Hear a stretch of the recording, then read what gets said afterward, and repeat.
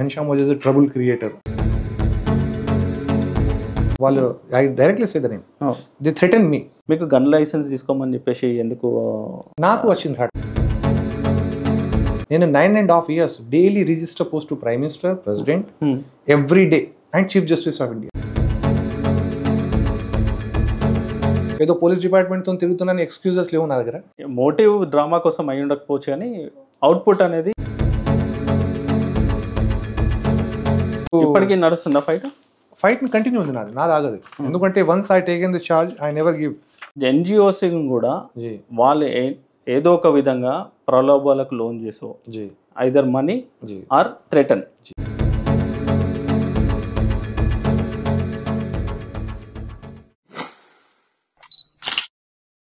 Hello sir. నమస్కార్. ఘన్శ్యామ్ ఓజా కరీంనగర్లో famous personality. Famous అనేది లేదు, ఒక పేరు ఉంది అంటే ఘన్శ్యామ్ ఓజా. ఓకే చెప్పండి. సో ఎలా మీరు ఎన్జిఓ స్టార్ట్ చేయడానికి కారణం ఏంటి? అక్కడ స్టార్ట్ చేద్దాం మనం. ఎన్జిఓస్కి స్టార్ట్ చేయడానికి కారణం ఒకటి ఏంటంటే వెనక ఫ్యామిలీ సపోర్ట్ బాగుండే. ఎందుకంటే ఫ్యామిలీ సపోర్ట్ లేనిది ఎన్జిఓ నడపడం అంటే కష్టం. సో అంటే మీరు పర్సనల్గా ఏమైనా స్ట్రగుల్ ఫేస్ చేయడం వల్ల ఇలాంటిది సమాజంలో జరుగుతుంది? స్ట్రగుల్స్ అంటే నేను 2003లో నేను యాక్చువల్గా అడిక్టెడ్ టు న్యూస్ రీడింగ్స్ ఉంటుండే, న్యూస్ పేపర్స్. ఓకే. ఆ న్యూస్ పేపర్స్ చదివేటప్పుడు నాకు ఒకటి అనిపిస్తుండే, పేపర్ తీసినప్పుడల్లా యూత్ మీద ఎక్కువ ఇష్యూస్ చైన్ స్నాకింగ్స్, రాబరీస్, వెహికల్ థిఫ్టింగ్, ఇలాంటి అన్ఎంప్లాయ్మెంట్ లేకుండా యూత్ అడ్డదారులు పోయి ఇవన్నిటికీ గురిపడుతున్నారు. సో నా ఒక ప్రయత్నం ఏంటంటే ఈ యూత్ని ఎట్లా ప్రొటెక్ట్ చేయడానికి నేను ఒక ఇండియన్ యూత్ సెక్యూర్డ్ ఆర్గనైజేషన్ని రిజిస్టర్ చేయించాను ఫస్ట్ 2005లో. ఓకే. అప్పుడు నాకు అనిపించింది యూత్ని కొంచెం కరెక్ట్ దారిలో పెడితే వాళ్ళకు ఒక మంచి దారి చూపించినట్టు ఉంటుంది, దేశానికి సేవ చేసినట్టు ఉంటుంది. అలా నాకు స్టార్ట్ చేయగానే మంచి సపోర్ట్ కూడా దొరికింది. ఫ్యామిలీ సపోర్ట్ ఉందా? ఫ్యామిలీ సపోర్ట్ ప్లస్ బయట నుంచి కూడా సపోర్ట్ బాగానే దొరికింది. Okay. So I got an great experience అప్పుడు.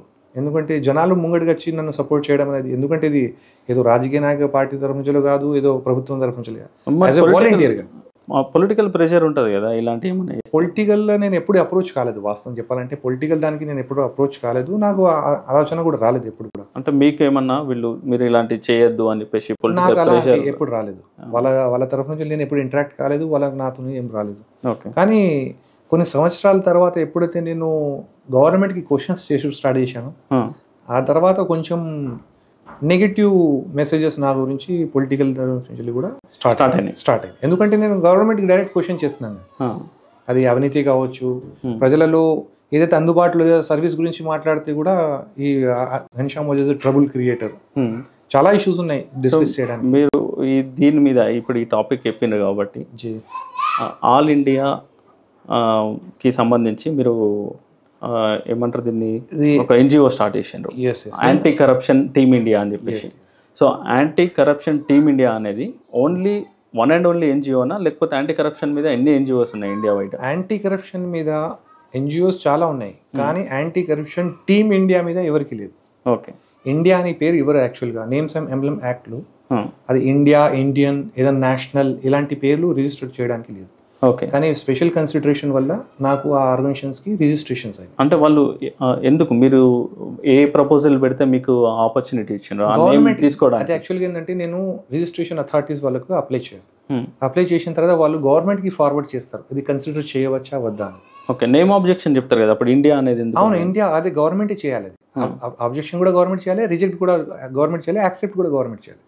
అసలు నాకు ఏమైందంటే నేను గత 2004 నుంచి 2005 వరకు తిరగని ఆఫీస్ లేదు అప్పుడు, ఇండియన్ పేరు కోసం, Indian youth security organisation. Okay. So అప్పుడు నాకు చాలా కష్టపడి వాళ్ళకు కన్సిడర్ చేయించుకొని ఇండియన్ అనే పేరు, అప్పుడు మాజీ ప్రిన్సిపల్ చీఫ్ సెక్రటరీ మన ఎన్ఎస్ హరిహరన్ సార్ ఉండే, ఆయన నాకు క్వశ్చన్ అడిగారు, Ojha why you need Indian? Sir నేను ఇండియన్ ఉన్నా, అందుకొరకు నాకు ఇండియన్ కావాలి, నేను సర్వీస్ మోటోతో వచ్చాను, నాకు దీంతో ఏం కమర్షియల్గా యాక్టివిటీస్ లేవు, నేను ఏదో పొలిటికల్ బిహైండ్గా కూడా లేను, సో నా ఒక హక్కుని నేను అడుగుతున్నాను. సో మరి ఫండ్స్ ఎలా వస్తాయి మీకు? ఫండ్స్ మా ఓన్ టీమ్ తరఫున. నేను కూడా ఎంతమంది అండి మీ టీం? ఎంతమంది? దగ్గర ఇప్పుడు ఒక లోకల్లో ఒక 3000 ప్లస్ ఉంటారు ఇక్కడ, ప్లస్ నేషనల్ వైడ్ మాకు ఆఫీసెస్, బ్రాంచ్ ఆఫీసెస్ ఉన్నాయి. సో మాది 1 million మెంబర్షిప్ నడుస్తుంది ఇప్పుడు. 1 million మెంబర్షిప్స్ అంటే 10 lakhs మెంబర్స్. అయితే మా ఒక ఉద్దేశం ఏంటంటే ఈ మెంబర్స్ వల్లనే మేము చేంజ్ తీసుకురాగలుగుతాం. ఎందుకంటే ఫండింగ్స్ కోసం మేము తిరిగితే మాకు 10 క్వశ్చన్లు వేస్తారు, ఓకే, ఈ మీరే అడిగారు మాత్రమే మెంబర్స్ మాత్రమే డొనేట్ చేస్తారు. డొనేషన్ అంటే మనీ కాకుండా కాంట్రిబ్యూషన్ ఆఫ్ వాళ్ళ టైం కావచ్చు, ఓకే, కాంట్రిబ్యూషన్ ఆఫ్ వాళ్ళ ఐటమ్స్ కావచ్చు, వాళ్ళే తీసుకొచ్చి పెట్టేస్తారు. ఓకే, మేము వాళ్ళకి బలవంతం ఎవరికి లేదు. Okay. ఇప్పుడు సపోజ్ ఒక బ్యానర్ కావాలి ఎగ్జాంపుల్ గా, ఆ బ్యానర్ ఫండ్ ఎవరు గవర్నమెంట్ ఇవ్వదు. అవును, గవర్నమెంట్ ఆఫీస్ నుంచి కూడా రావు, ఎవరిని మేము అడగలేము. సో మా మెంబర్స్ లో మేము డిసైడ్ చేస్తాం ఇంత ఫండ్ ఈ రోజు ఇంత ఖర్చు వస్తుంది, ఎంతమంది కాంట్రిబ్యూట్ చేసుకుంటాం. ఆ కాంట్రిబ్యూషన్ లో అందరు ఎవరెవరు వాట వస్తారో అందరూ చేసుకుంటాం.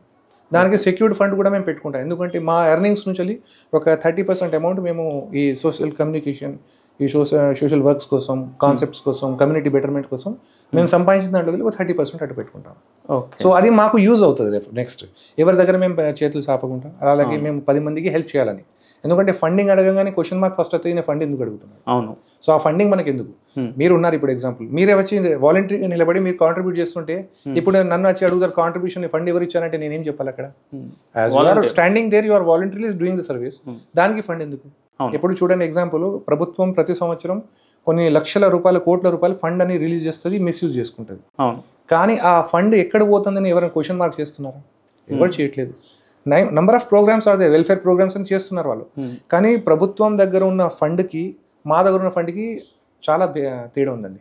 ప్రభుత్వ ఫండ్ వాళ్ళు ఓన్లీ డ్రామా కోసం తీస్తారు, మేము మా ఫండ్ తీసేది కమ్యూనిటీ బెటర్మెంట్. అంటే అది వాళ్ళు మోటివ్ డ్రామా కోసం అయి ఉండకపోవచ్చు, కానీ అవుట్పుట్ అనేది మనకి డ్రామా. ఇప్పుడు ఎగ్జాంపుల్, ఒక చిన్న ఎగ్జాంపుల్ చెప్తాను మీకు. ఆ డ్రామా అంటే ఎట్లా ఉంటుంది మీరు అర్థం చేసుకుంటారు. డ్రామానా కాదా అది మీరు డిసైడ్ చేసుకోండి.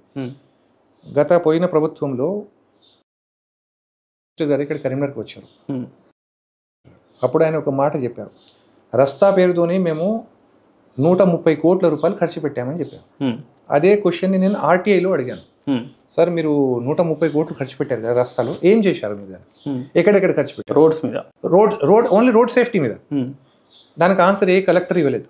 నేను కాదు, ఆల్ డిస్ట్రిక్ట్ కలెక్టర్స్కి, ఎస్పీస్కి అడిగాను, మీ డిస్ట్రిక్ట్స్లలో మీరు రస్తా పేరు మీద ఎన్ని ప్రోగ్రామ్ చేశారు?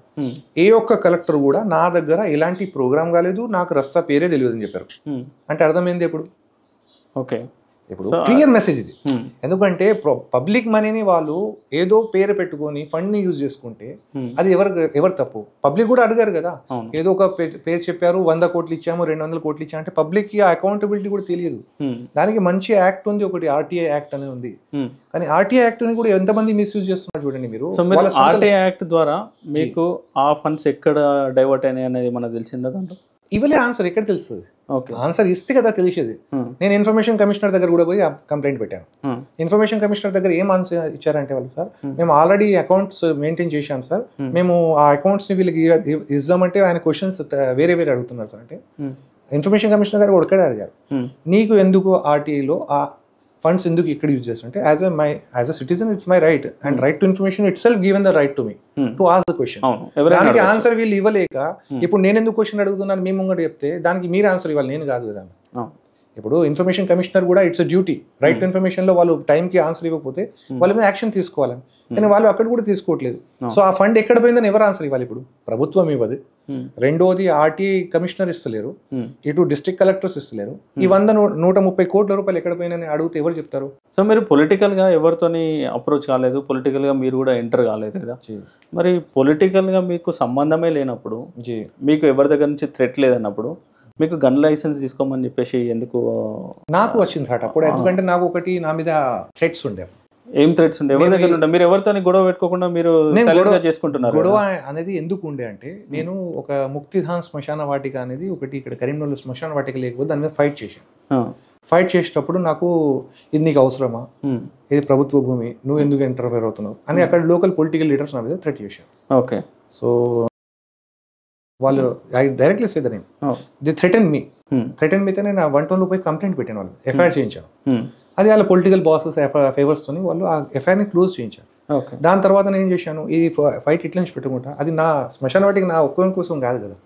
సో నేను పబ్లిక్ వెల్ఫేర్ కానీ నేను ఏం చేశానంటే గవర్నమెంట్ అగేన్స్ట్గా ఫైట్ చేశాను. నేను పిఐఎల్ వేసాను హైకోర్టులో.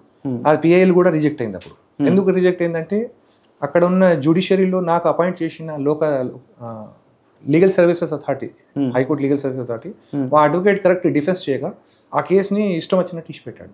అట్లా కేసు పోయినా కూడా నేనేం చేశాను, నో ఇచ్చిపెట్టుడు లేదని నేను 9.5 years daily register post to prime minister, president, every day and chief justice of India every day నాకు జస్టిస్ చేయండి, ఇది కావాలి. గ్రేవ్ యార్డ్ మనిషి కరీంనగర్లో లేదు, హిందూ శ్మశాన వాటిక లేదు, దానికి వాళ్ళు సహకరించాలి లోకల్ అథారిటీస్కి. ఎందుకంటే నాకు 2008లో మున్సిపల్ కార్పొరేషన్ అప్పుడు నాకు ఒక అగ్రిమెంట్ చేసింది, లీజ్ అగ్రిమెంట్. అది సిగ్గుచాట చెప్పడానికి, కానీ ఏంటంటే లీజ్ అగ్రిమెంట్లో కూడా నాకు ఆ శ్మశాన వాటిక మీద నాకు కొన్ని కండిషన్స్ పెట్టి నాకు లీజ్ అగ్రిమెంట్ ఇచ్చింది. ఆ చరిత్రలో ఎక్కడ లేదు యాక్చువల్గా. అయితే మున్సిపాలిటీ చేయాలి, లేకపోతే ఎవరికైనా ఎన్జిఓస్కి ఇచ్చేయాలి, లేకపోతే ఇండివిజువల్ వాళ్ళు డెవలప్ చేయాలి. కానీ వాళ్ళు చేస్తలే, ఎవరు చేస్తారని నేను మా టీమ్ ఫండింగ్స్తోని మేము ఈ డెవలప్మెంట్ చేద్దామని ఒక 5 lakhs పెట్టి మొత్తం గ్రౌండ్ మొత్తం క్లీన్ చేయించాం. ఓకే.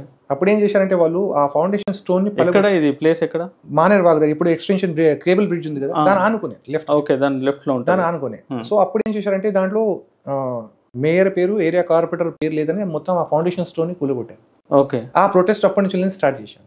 ఇది ఎవరు గత 2008 నుంచి దాదాపుగా 2018 వరకు నేను కొట్లాడాను. సో నాకు ఆ లాస్ట్కి 2018లో మన ఉన్న ప్రధానమంత్రి గారు స్మార్ట్ సిటీ ఫండ్స్ కిందకి దాన్ని అప్రూవల్ చేయించారు. ఓకే, అది గ్రేట్. అది ఇమీడియట్లీ అప్రూవల్ అయిన తర్వాత మాజీ ముఖ్యమంత్రి గారు కేసీఆర్ గారు కూడా మహాప్రస్థానానికి ఇమీడియట్లీ అప్రూవల్ ఇచ్చారు. అది ఇద్దరికి థ్యాంక్స్. ఎందుకంటే వాళ్ళ రాజకీయ నాయక సీట్లో ఉన్నారు కదా కాదు, కానీ ఆ మంచి కాన్సెప్ట్ ని వాళ్ళు అప్రూవల్ ఇచ్చారు, ఇమీడియట్లీ కన్స్ట్రక్షన్ చేయించారు. అప్పుడు నేను ఆ పిటిషన్స్ ని ఆపేశాను. అప్పుడు వచ్చిన థ్రెట్ ని నేను గత ఎస్పీ గారికి అప్పుడు నేను 2008లో నాకు ఇట్లా థ్రెట్స్ ఉన్నాయంటే నాకు ఒకటి ఫార్మ్స్ పెట్టేసి అప్పుడు ఇండియన్ రెడ్ క్రాస్ సొసైటీది ఒకటి 500 రూపీస్ లైఫ్ మెంబర్షిప్ రిసిప్ట్ పెడితేనే వెపన్ లైసెన్స్ ఇస్తారని చెప్పారు. ఓకే. నేను పెట్టిన తర్వాత నాకు ఆలోచన వచ్చింది, ఎందుకు అసలు ఈ వెపన్ లైసెన్స్ మీద this fellows what they are doing.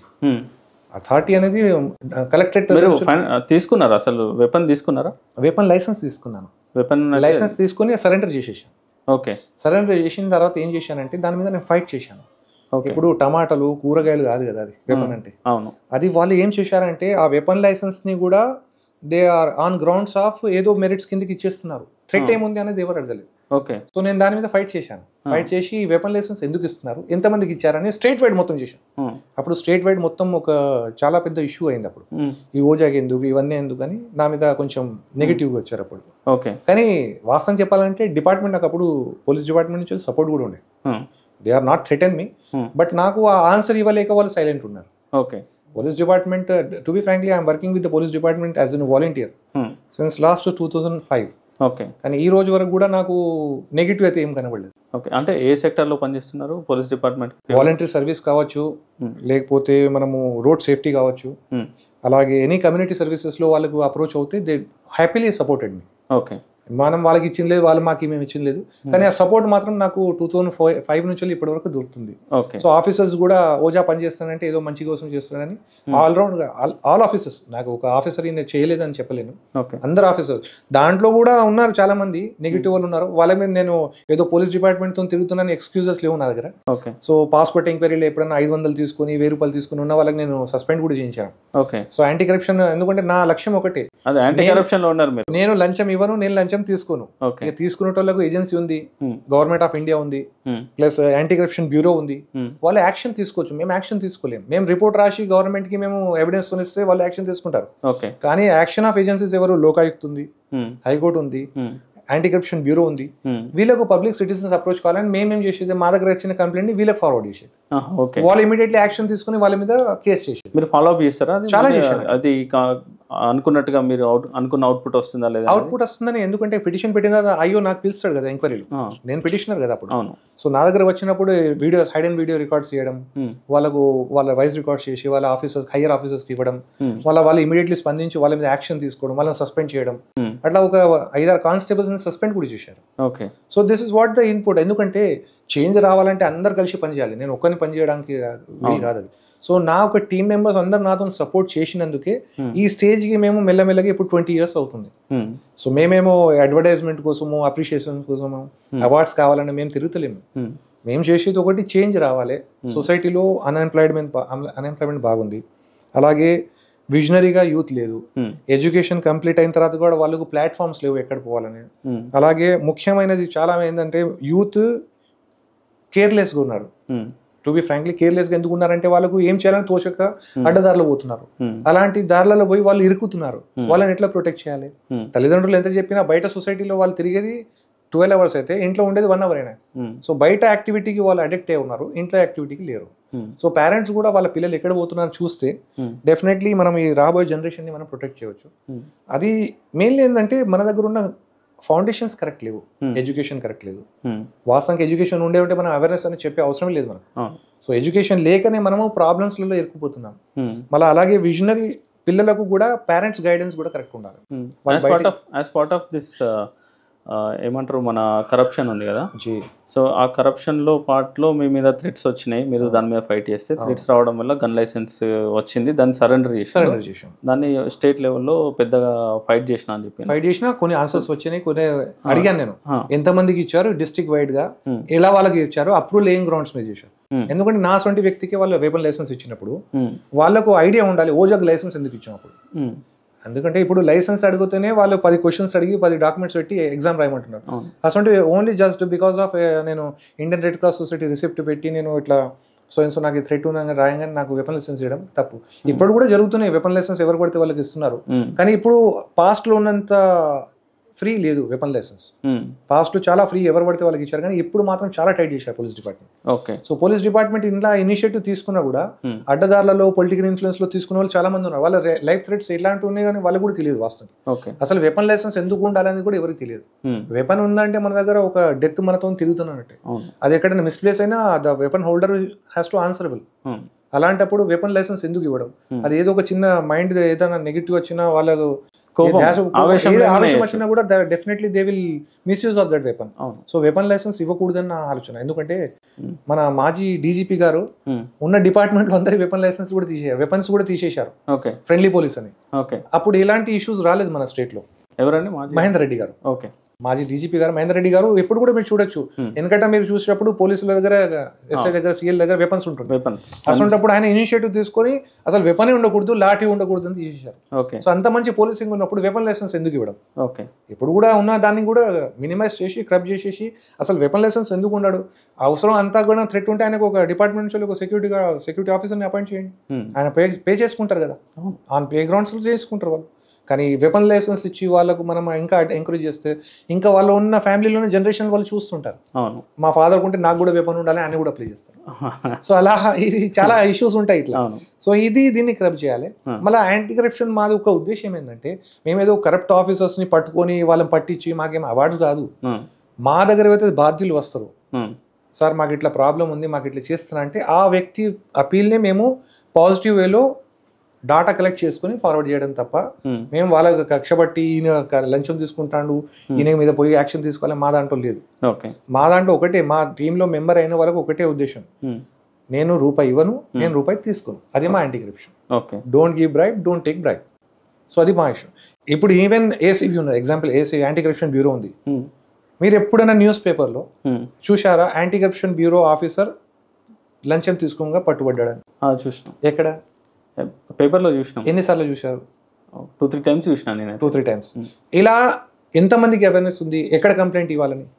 అసలు అదే కదా ఇప్పుడు మేజర్ ఇష్యూ. అది ఇప్పుడు కంప్లైంట్ ఎవరికి ఇవ్వాలి? ఎనీ డిపార్ట్మెంట్ ఇంక్లూడింగ్ ఎన్జిఓస్ లో మీరు ఎంతవరకు జెన్యూన్ ఉన్నారనేది మీరు చెప్పండి. ఓకే, కానీ ఎన్జిఓస్ కూడా వాళ్ళు ఏదో ఒక విధంగా ప్రలోభాలకు లోన్ చేసో ఐదర్ మనీ ఆర్ థ్రెటన్, ఇవి 2 విషయాలలో వాళ్ళను అంటే మీరు ఇప్పుడు క్లోజ్ చేసేస్తారు. చెప్పిన దాంట్లో విషయం కరెక్టే. మెజారిటీ ఆఫ్ ఎన్జిఓస్ ఎందుకు రిజిస్టర్డ్ అవుతాయంటే వాళ్ళకి ఒకటే తెలుసు, ఎన్జిఓ రిజిస్టర్ చేస్తే ఫండ్ వస్తుంది, ఎవరైనా పోయి మాట్లాడి క్వశ్చన్ చేస్తే వాళ్ళకు బ్లాక్మెయిల్ చేస్తే పైసలు వస్తాయి అనుకుంటారు. కానీ వాస్తవానికి ఎన్జిఓస్ మేము 20 years నుంచి చేస్తున్నాం. మరి 20 years నుంచి ఇన్ని డిపార్ట్మెంట్స్ తో మేము వర్క్ చేసినప్పుడు ఏ ఒక్క డిపార్ట్మెంట్ కూడా మా మీద ఫింగర్ రేజ్ చేయడానికి అవకాశం రాలేదు. ఎందుకంటే మేము ఫండ్స్ వెనక తిరగలేదు, మేము ఎవరి దగ్గర ఫండింగ్ కోసం పోలేదు, మేము మాలో ఉన్న ఫండ్స్ ని మేము యూజ్ చేసుకుంటాం, యూటిలైజ్ చేసుకుంటాం. మళ్ళీ మేము పెద్దగా చేసుకున్నది ఏం లేదు. ఆడ blood donation free, road safety free, plantations free, ఇంకా వేరే హెల్త్ ఇష్యూస్ మీద మేము అవేర్నెస్ ప్రోగ్రామ్ చేస్తే ఫ్రీ. దానికి మాకు ఫండ్ ఎందుకు అవసరం? ఇప్పుడు వేరే ఏజెన్సీస్ ఏం చేస్తుంది, మాకు ఎగ్జాంపుల్ చెప్తాను, 2009లో మా ఆర్గనైజేషన్ కి ATG ఎగ్జామ్షన్ సర్టిఫికేట్ వచ్చింది, 12 ATG. కానీ ఈ రోజు వరకు కూడా మేము ఆ ATGని పెట్టుకుని మేము ₹1 కూడా ఫండ్ తీసుకోలేదు. అంటే ఆ ATG అనేది మీరు ఫండ్స్ తీసుకోవడానికి ఎలిజిబుల్ మేము, అయినా మేము ఫండ్ ఎందుకు తీసుకుంటలేము? మా అకౌంట్స్ మీరు నెక్స్ట్ టైం ఇప్పుడు మీరు అడిగితే నేను నా అకౌంట్స్ డీటెయిల్స్ మొత్తం ఇస్తాను, మీరు యూ కెన్ వెరిఫై. మా దాంట్లో ఏంటంటే ఏ కార్యక్రమం అయినా మేము మెంబర్స్ నిలబడి డిసైడ్ చేసుకుంటాం. ఓకే, మేము బయట పోయి ఫండ్స్ ఇప్పుడు మేము వినాయకులు పెడతాం, ఇయర్లీ వన్స్ మేము వినాయకుడు పెడతాం. వినాయకుడు పెట్టినప్పుడు మేము చందాల కోసం తిరిగాం. మా విత్ ఇన్ ద మెంబర్స్ ఎవరైతే ఉన్నామో మేము డిస్కస్ చేస్తాం, మా దగ్గర ఉన్న కాంట్రిబ్యూషన్తోనే అదే ఫండింగ్స్ కలెక్ట్ చేసుకుని మేము పెట్టుకుంటాం. కానీ దానికి మేము పబ్లిక్ దగ్గర పోయి మేము వినాయకుడు పెడుతున్నాం, సోషల్ కాజ్ ఉంది. మేము 2015లో మేము ట్రాఫిక్ గణేషన్ పెట్టాం, తర్వాత 2016లో బ్లడ్ డొనేర్ గణేషన్ పెట్టాం, దాని తర్వాత డాక్టర్ గణేష్ కోవిడ్ అప్పుడు, దాని తర్వాత judge Ganesh, reporter Ganesh, last year farmer Ganesh. మేము థీమ్ తోనే పెడుతున్నాం తప్ప దానివల్ల మేము టికెట్ పెట్టి అక్కడ క్యూలు కట్టించుకొని పైసలు ఏ రోజు కూడా మేము పైసల ఆశ మీద మేము ఎలాంటి ఈవెంట్ చేయలేదు వాస్తవం చెప్పాలంటే. మళ్ళీ అలా అని మేము పైసలు మేము మా జేబులోకి వెళ్ళి ఖర్చు పెడుతుంటే మాకు రిటర్న్స్ ఏం వస్తాయి అని చాలా మంది అడిగారు, మీరు కూడా అడిగారు ఫండ్స్ ఎడికి వస్తాయి. సో నాకు ఆలోచన ఏంటంటే మాకు ఒకటి వెన్ వి గాట్ సాటిస్ఫాక్షన్, చిన్న కాంట్రిబ్యూషన్ కావచ్చు, గొప్పగా చెప్పుకున్న తగ్గట్టు మాకు లేదు. సో మేమేం చేస్తాం, మా చిన్న కాంట్రిబ్యూషన్తో సాటిస్ఫైకి మాకు మంచి నిద్ర వస్తుంది, సాటిస్ఫైగా హ్యాపీగా ఫ్యామిలీతో ఉంటాం, ఫ్రెండ్స్తో ఉంటాం. అలా ఇప్పుడు చాలా మంది అసలు సేవ్ చేయాలని చూసే వాళ్ళు ఉండరు కదా, ఉన్నారండి. మీరు ఈ జనరేషన్లో కూడా సేవ్ చేయాలి అని చెప్పేసి. జనరేషన్స్ అనేది కాదు సార్, వాస్తవం చెప్పాలంటే అరవింద్ గారు, నాకు ఒకటే తెలుసు, మనిషిగా పుట్టాం మనిషిగానే పోతాం. మనిషి అర్థం చేసుకుంటే అయిపోయి అదే సేవ. అంతే వాస్తవం చెప్పాలంటే ఒక మనిషిని అర్థం చేసుకుని ఆయనకి హెల్ప్ చేస్తే అది సేవ అంటాం. ఆ సేవకి మనము దానికి ఒక రేట్ కట్టి దానికి ఒక మ్యానిపులేటింగ్ ఆయనకు ఆయన దగ్గరికి వెళ్ళి డబ్బులు తీసుకోవాలని సేవ పేరు పెట్టి ఆయనని బ్లాక్మెయిల్ చేసి అవన్నీ చేయడం తప్పు. వాస్తవానికి సేవ అంటే నిష్పాకంగా మన మనసులోకి వెళ్ళి ఆయనకు సర్వీస్ చేయడానికి రావాలి. ఎక్స్పెక్టేషన్ చేసేది అది సేవ ఎందుకు అవుతుంది? ఎక్స్పెక్ట్ అనేది వచ్చిన సేవ కాదు, అది వితౌట్ ఎక్స్పెక్టేషన్ చేయాలి. నాతోనే అయ్యే కాంట్రిబ్యూషన్ ఇది నేను చేసేసాను, ఇది దేవుడు చూసుకుంటాడు అంతే. అది దేవుడు ఉన్నాడో లేడో అందరికీ తెలుసు. సో నేనైతే నమ్ముతాను దేవుడు ఉన్నాడు, ఆ దేవుడిని నమ్ముకొని నేను ఈ కార్యక్రమాన్ని స్టార్ట్ చేస్తాను. నాతో తప్పు చేయించి దేవుడా నేను చేసే పనులు నాకు సహకరించు, ఎవరికైనా హెల్ప్ చేయడానికి నా చేయి పైన ఉండదు. సో నాకు ఐఎమ్ వెరీ హ్యాపీ. 20 years ఎక్స్పీరియన్స్తో నేను చెప్తున్నాను, చాలా ఇష్యూస్ చూశాను, అప్స్ అండ్ డౌన్స్ చూశాను.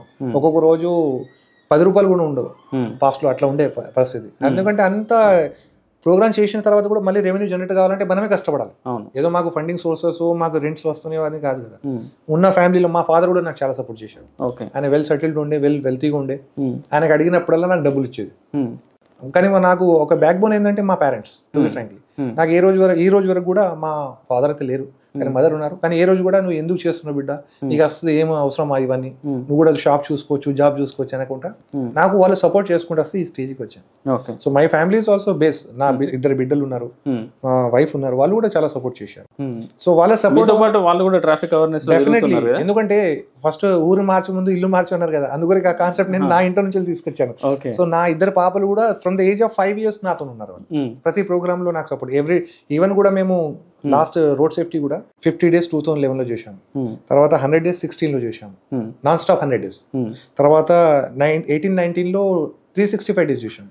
మళ్ళీ 22లో మేము January 1st మన ఆర్వి కర్ణన్ సార్ మరియు సత్యనారాయణ సార్ కమిషనర్ గారు ఇద్దరు కలిసి 1000 days మిషన్ లాంచ్ చేశారు. సో కర్ణన్ సార్ కూడా సపోర్ట్ చేశారు, ఇటు సిపి గారు కూడా సపోర్ట్ చేశారు. సో వాళ్ళ సపోర్ట్ వల్ల వాళ్ళ సపోర్ట్ ఉంటే సరిపోతుంది సీరియస్లీ. ఎందుకంటే అంతటా వాళ్ళు ఆఫీసర్స్ రావాలి, వాళ్ళు చెప్పాలని కాదు, వాళ్ళ మెసేజ్ ని మనం పబ్లిక్ లో తీసుకువెళ్తే వాళ్ళు వచ్చినట్టు మా దృష్టిలో. సో ఈ రోజు మేము 64 days కంప్లీట్ అయినాయి. సో 1000 days కూడా నడుస్తుంది మాది. సో హ్యాపీగా మా కాంట్రిబ్యూషన్ ఒకటి 1 hour సొసైటీకి ఇవ్వడంలో తప్పు లేదు. సో రోజు మన పనిలో మనం తిరుగుతాం, అలాంటి రోజు మన దేశం కోసం చేయడం తప్పు ఏముందని చేస్తాం. మీరు ఏమన్నారంటే పాస్పోర్ట్ విషయంలో చిన్న కానిస్టేబుల్ మీద కంప్లైంట్ ఇచ్చిండ్రు, ఓకే వాళ్ళ మీద ఇమీడియట్ యాక్షన్ తీసుకుంటారు హైయర్ ఆఫీషియల్స్, ఎందుకంటే అది పెద్ద రాందంతం చేయడానికి ఉండదు, చిన్న క్యాడర్ కాబట్టి ఈజీ అయిపోతుంది. కానీ పెద్ద క్యాడర్లో మీరు ఎవరి మీద యాంటీ కరప్షన్ మీద యాక్షన్ తీసుకున్నారా? తీసుకున్నామండి. వాస్తవంగా అంటే కరప్షన్ అది రూపాయి తీసుకున్న కరప్షనే, ₹1 కోటి తీసుకున్న కరప్షనే, 100 కోట్లు తీసుకున్న కరప్షన్. మీరు కరీంనగర్ నివాసులు కదా? అవును. సో మీరు ఇక్కడ ఉన్న విట్నెస్లలో చాలా ఇష్యూస్ హై కరప్షన్స్ ఉన్నాయి. టు బి ఫ్రాంక్లీ నేను చెప్పాలంటే కొన్ని ఎవిడెన్స్ డాక్యుమెంట్స్ మీకు చూపించవచ్చు. ఇది నేను మీరు కూడా చూసి ఉంటారు, ఇది విట్నెస్లో ఫైట్ చేసినప్పుడు మీరు కూడా రోడ్ల మీద తిరుగుతున్నారు. ఇది దేని గురించి? అండర్ గ్రౌండ్ డ్రైనేజ్ మీద. యూజీడీ వర్క్ స్టార్ట్ అయింది మీకు తెలుసా? దాంట్లో గవర్నమెంట్ 100% ఫెయిల్యూర్ అయింది. దాని మీద ఫైట్ చేసినప్పుడు నేను ఏ ఇయర్లో అండి? ఇది 2008 నుంచి. అప్పుడు ఇప్పటికీ నడుస్తుందా ఫైట్? ఫైట్ కంటిన్యూ ఉంది, నాది ఆగదు. ఎందుకంటే once I taken the charge I never give. ఇక్కడ మీరు క్లియర్గా చూడవచ్చు, యూజీడీలో వాళ్ళు చేసిన పైప్ లైన్ వర్క్స్ దగ్గర 113 crores వాళ్ళు యూజ్ చేశారు ఫండ్స్. ప్లస్ పైప్ లైన్స్కి ఇక్కడ మీరు చూడవచ్చు అమౌంట్ ఎంత పెద్ద ఫిగర్ అంటే 6492 lakhs అంటే దర్దాపుగా వీళ్ళు యూజ్ చేసింది యూజీడీలో దగ్గర 113 కోట్లు 113 crores కానీ ఇప్పటి వరకు కూడా ఈ కాన్సెప్ట్ని వాళ్ళు కంప్లీట్ చేయలేదు. దీంట్లో నేను గవర్నమెంట్ ఆఫ్ తెలంగాణకు రాసిన వాళ్ళు ఆన్సర్ ఇవ్వలేదు ఎందుకంటే వాళ్ళ ప్రాజెక్ట్ కదా. సో అప్పుడు నేను చేసినట్టే రిట్ పిటిషన్ ఫైల్ చేశాను పబ్లిక్ ఇంట్రెస్ట్ లిటిగేషన్ హైకోర్టులో చేస్తే నాకు హైకోర్టు సెక్రటరీ నుంచి వచ్చింది 2017, 2018 2 సార్లు వచ్చింది. You can see this paper ఏంటన్నది క్లియర్. ఇది మెసేజ్ ఏంటంటే వాళ్ళు ఫార్వర్డ్ చేశారు కంప్లైంట్ ఎవరికి గవర్నమెంట్కి యాక్షన్ తీసుకొని వాళ్ళకు నోటీసులు ఇది. ఓకే సో దాంట్లో భాగంగా ప్రిన్సిపల్ సెక్రటరీ కూడా high court principal secretary to chief justice ఉంటారు వారు కూడా నాకు పంపించారు కానీ ఇప్పటి వరకు దాని మీద యాక్షన్ లేదు.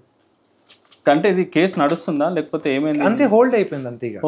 ఇది క్లియర్ మెసేజ్ దాంట్లో ఇప్పటి వరకు ఎన్ని చేశారు మీరు ఎన్ని ఏరియాలో స్టార్ట్ చేశారు ఈ 115 కోట్లు 200 కోట్లే కావచ్చు. ఇప్పుడు మొన్న రీసెంట్లీ అడిగిన తర్వాత మేము అండర్ గ్రౌండ్ డ్రైనేజ్ క్లీన్ చేపిస్తున్నామని మేయర్ గారు అక్కడ ఉన్న వాళ్ళు ఒక స్టేట్మెంట్ పబ్లిక్ డివిజన్ సూపరింటెండెంట్ గారితో ఇప్పించారంటే 43 crores పెట్టి ఆ పైప్ లైన్స్ అన్ని క్లీన్ చేయించా అన్నారు. మళ్ళీ అది మీరు చూశారా అని అడుగుతున్నాను మిమ్మల్ని. లేదు నాకు ఐడియా లేదు. రోడ్ మీద తిరుగుతున్నారు కదా మీరు ఎక్కడన్నా పైప్ లైన్స్ ని క్లీన్ చేయగా చూశారా? నేను ఎక్కువ టైం ఇక్కడ ఉన్నాను కాబట్టి నోటీస్ చేయలేదు. సో మీరు మీరు ఎంక్వైరీ చేయవచ్చు దాన్ని ఎందుకంటే ఇది ఒకటే కాదు ఇది 113 crores కరప్షన్ కాదు ఇది 100% కరప్షన్స్. ఇది పైసా మొత్తం వసూలు ఈ కాంట్రాక్టర్ అప్పుడు అనే ఒక ఏజెన్సీ ప్లస్ లోకల్ కార్పొరేటర్స్ అప్పుడు వాళ్ళందరూ కలిసి ఈ కాన్సెప్ట్ ని తీసుకొచ్చి కరీంనగర్ రోడ్లన్నీ సర్వనాశనం చేశారు. రోడ్లన్నీ సర్వనాశనం చేసిన తర్వాత ఇప్పుడు ఆ పైప్ లైన్ పక్కన పెట్టేసి రోడ్లు వేయడానికి కొన్ని 100 కోట్లు అయినాయి. ఆ డబ్బు పైప్ లైన్ వేసిన డబ్బు ఎవరు వసూలు చేయాలి? ఎలా మరి ఇప్పుడు దీనికి హైకోర్టు కూడా 100% హైకోర్టు పెండింగ్ పెట్టింది కానీ ఆన్సర్ ఇస్తలేదు. హైకోర్టు జ్యుడిషియరీ ఒకవేళ వీళ్ళ మీద సీరియస్ యాక్షన్ తీసుకుని కమిషనర్ అపాయింట్ చేస్తే వీళ్ళందరూ జైలుకి పోతారు. వీళ్ళ మీద మేము ఇష్టపెట్టాం. ఇప్పుడు చూడండి మీరు చెప్పినట్టు 100-500 పట్టుకొని మేము సస్పెండ్ చేపిస్తున్నాం. మళ్ళీ వీళ్ళ గతి ఏం చేయాలి? వీళ్ళ మీద కూడా యాక్షన్ తీసుకోవాలి కదా. వీళ్ళ మీద యాక్షన్ తీసుకోవడానికి మా అడ్వకేట్స్ మా లీగల్ అడ్వైజర్స్ ఉన్నారు వాళ్ళు కూడా ఫైట్ చేస్తున్నారు. డెఫినెట్లీ ఇవాళ కాకపోతే రేపు మాకు జస్టిస్ వస్తుంది.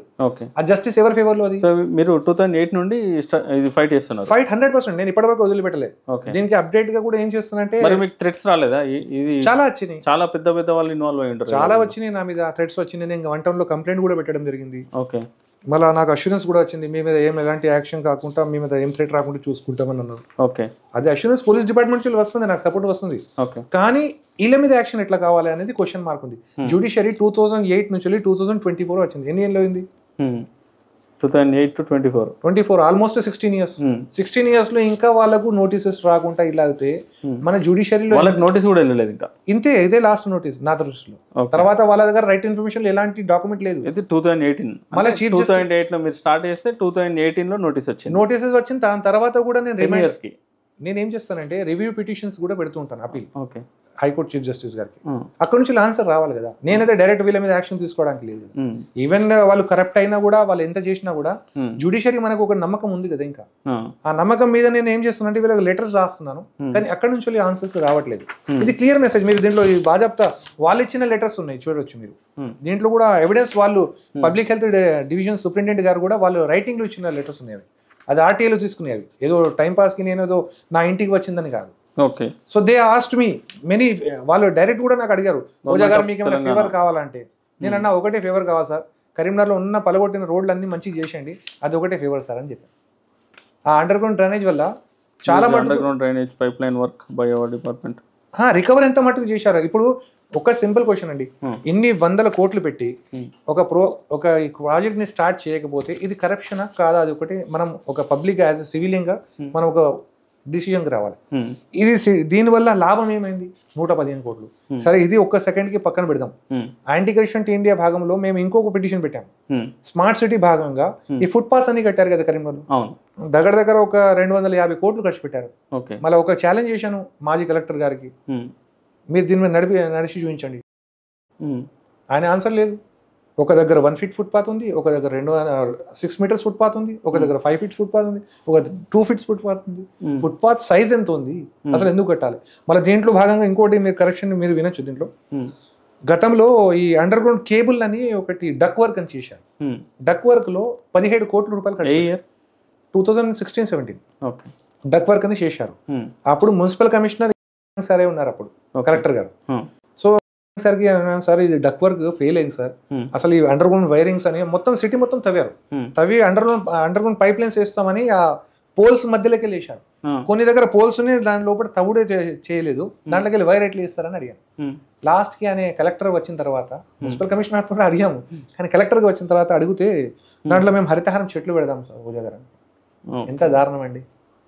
పబ్లిక్ మనీని వాళ్ళు ఎట్లా మిస్యూజ్ చేస్తున్నారు, పబ్లిక్ ఎందుకు అర్థం చేస్తున్నారు, పబ్లిక్ క్వశ్చన్ ఎందుకు చేస్తలేదు ఫస్ట్. ఇప్పుడు కరీంనగర్ మొత్తం నేను తీసుకోలే కదా, ఇప్పుడు పబ్లిక్కి మీరు చెప్పే విషయాలు చాలా వరకు తెలియకపోవచ్చు. ఎందుకు అడుగుతారండి? పబ్లిక్ ఏమో ఇంట్రెస్ట్ ఉంది చెప్పండి. పబ్లిక్కి కావాల్సింది ఫ్రీ, అది ప్రభుత్వం అందిస్తుంది కదా. ప్రభుత్వం ఇచ్చిన ఫ్రీకి వాళ్ళు అలవాటు అయిపోయారు.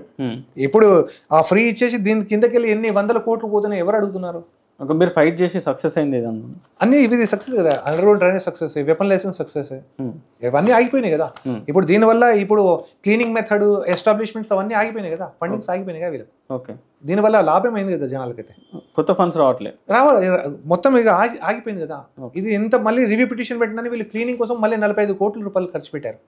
మొత్తం సిటీలో యూజీడీని క్లీన్ చేయించారని చెప్పారు. ఎక్కడ చేయించారని ఒక క్వశ్చన్ అడిగేటోళ్ళు ఎవరు ఉన్నారా? దాంట్లో అడ్మినిస్ట్రేషన్ కళ్ళు కనబడతలేవా? కనబడుతుంది కదా, డిస్ట్రిక్ట్ అడ్మినిస్ట్రేషన్ కనబడుతుంది కదా. కలెక్టర్ దృష్టిలో లేని ఆ ఫండింగ్ వస్తుందా? రాదు. రెండోది యూజీడీ వర్క్ ఫెయిల్ ఎందుకు అయిందని కలెక్టర్ ఎందుకు అడుగుతలేరు? UGD fail 100% fail. నేను ఓపెన్ ఛాలెంజ్ చేస్తున్నాను. వాళ్ళు వచ్చి ఈ ఎస్టాబ్లిష్మెంట్ 2008లో చేసిన దానికి ఇది ఇన్పుట్ ఉంది, ఇది రిజల్ట్ ఉందని ఒక్కసారి ఆ యూజీడీ వర్క్ స్టార్ట్ చేసిన వాళ్ళకి చెప్పమని చెప్పండి. 100% ఫెయిల్. వాళ్ళ మీద ఖచ్చితంగా సిబిఐ ఎంక్వైరీ కావాలి, నేనైతే కోరుతున్నాను. అలాగే వాళ్ళ మీద యాక్షన్ కావాలి. ఇది ఓన్లీ మీరు ఈ ఫైట్ అనేది ఓన్లీ కరీంనగర్ వరకే ఉంటుందా, లేకపోతే నేషనల్ వైడ్ ఉందా? మా ఇప్పుడు నేషనల్ వైడ్ లో మీరు తీసుకున్న వేరే యాక్షన్స్ ఏంటి? ఇప్పుడు చెప్తున్నాను. నేషనల్ వైడ్ లో మేము ఇక్కడ ఇది చూసిన తర్వాత స్కామ్స్ ఎక్కడెక్కడ ఉన్నాయి, మనము దాని వెనకాల పోలేము. సో మేము చేసినట్టే మా టీమ్స్ అన్ని స్టేట్లలో ఒక్కొక్క బ్రాంచ్ ఆఫీసెస్ ఓపెన్ చేశాం. మహారాష్ట్ర, ఒడిస్సా, ఛత్తీస్గఢ్, జార్ఖండ్, ఉత్తరప్రదేశ్, మధ్యప్రదేశ్, ఇట్లా ప్రతి స్టేట్లో, తమిళనాడు అండ్ ఆంధ్రప్రదేశ్, తెలంగాణ 2 సెపరేట్ అయినాయి. ఇట్లా మేము బ్రాంచ్ ఆఫీసెస్ ఓపెన్ చేసి అక్కడ ఉన్న మెంబర్స్కి మేము యూనిట్ చేస్తున్నాం ఈ ఎడ్యుకేషన్ ఇవ్వడానికి, ఈ ట్రైనింగ్ ఇవ్వడానికి. ఎందుకంటే కరప్షన్ అనేది చెప్పడం ఈజీ, దానికి ఎండ్ చేయాలంటే దానికి ఎఫర్ట్స్ అన్ని కావాలి. చెప్పడం ఈజీ, పేపర్ మీద రాసి ఇవ్వడం ఈజీ.